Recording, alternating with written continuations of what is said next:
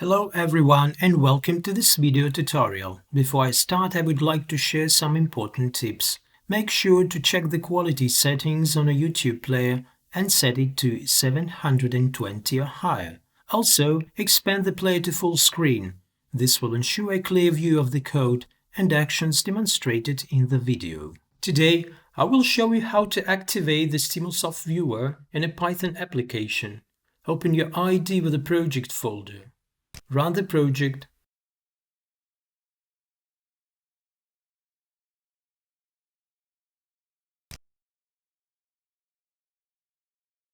By default, the viewer displays a trial watermark and the Stimulsoft logo.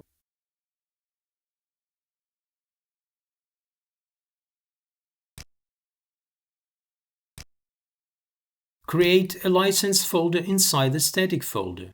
You can obtain a key code or a license key file from your account at devs.stimulsoft.com. In this tutorial, we will activate the viewer using the license key file. Copy the license key file to the server folder.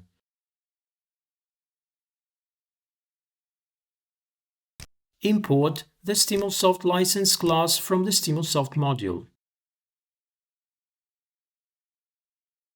And use the setFile method to activate the viewer with the license key file.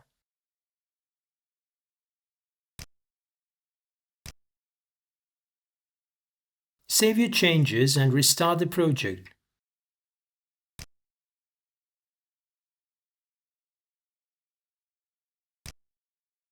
Now the viewer is no longer displays a trial watermark or logo. Your application is activated.